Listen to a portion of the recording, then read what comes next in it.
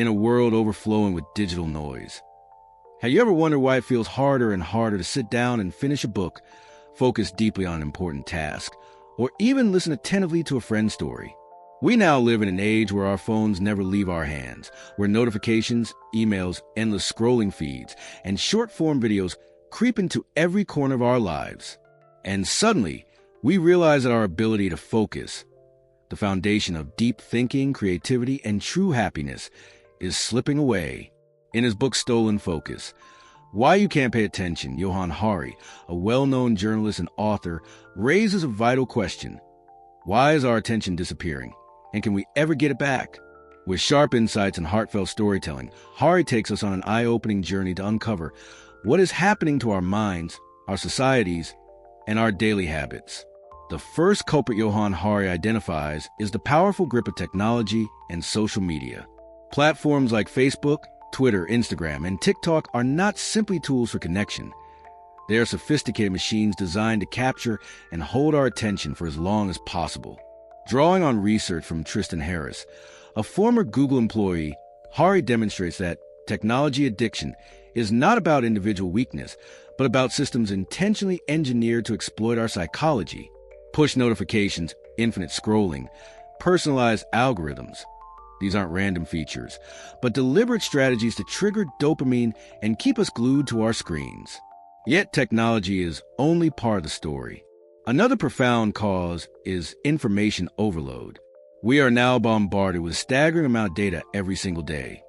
From work emails and news headlines to countless online posts, leaving our brains perpetually saturated.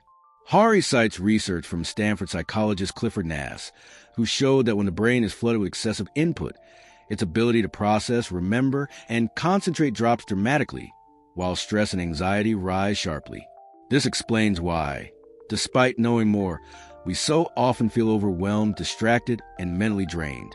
Hari also dissects the modern culture of multitasking. In today's workplaces, multitasking is celebrated as a mark of efficiency, yet the truth is sobering. Humans cannot actually do multiple tasks at once.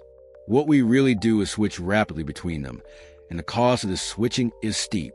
Studies reveal that it takes, on average, 23 minutes to regain full focus after an interruption. No wonder that the more we juggle tasks, the more exhausted and ineffective we become. The consequences of the stolen focus extend far beyond productivity. Our mental health suffers profoundly. Hari highlights studies showing sharp increases in depression, anxiety, and stress, especially among younger generations, since social media became inseparable from daily life.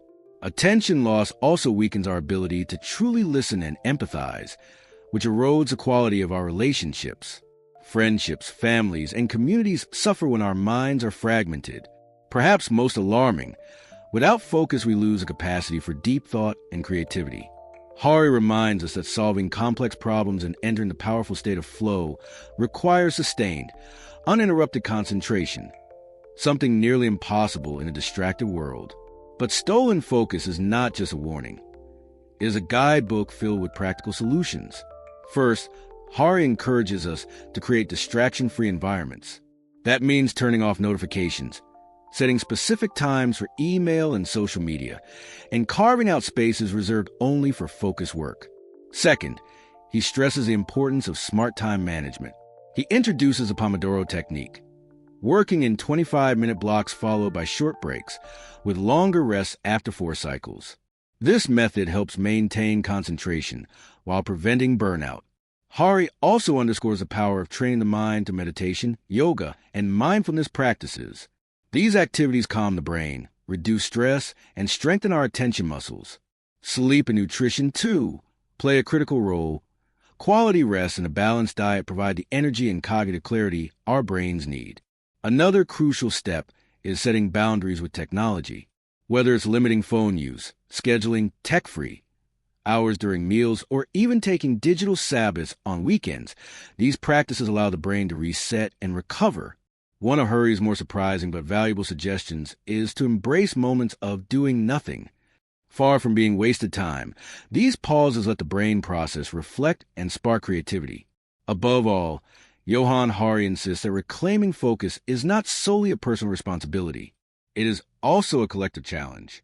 He calls on technology companies to change addictive designs, schools to nurture focus in students, and policymakers to prioritize mental health. Only when society as a whole values and protects attention can we create an environment where people can truly thrive. Reflecting on Hurry's message, we realize that attention is not just a tool for better productivity. It is a foundation of meaningful life. If we allow it to be stolen, we risk losing our creativity, our deep connections, and our very sense of self. The lesson here is not to reject technology entirely, but to learn how to set boundaries and reclaim control over its place in our lives. By taking small, intentional steps, turning off notifications, cultivating stillness, caring for our sleep and health, we can gradually regain our focus. Stolen focus is more than a wake-up call. It is a roadmap back to our core values: attention, creativity, and authentic connection.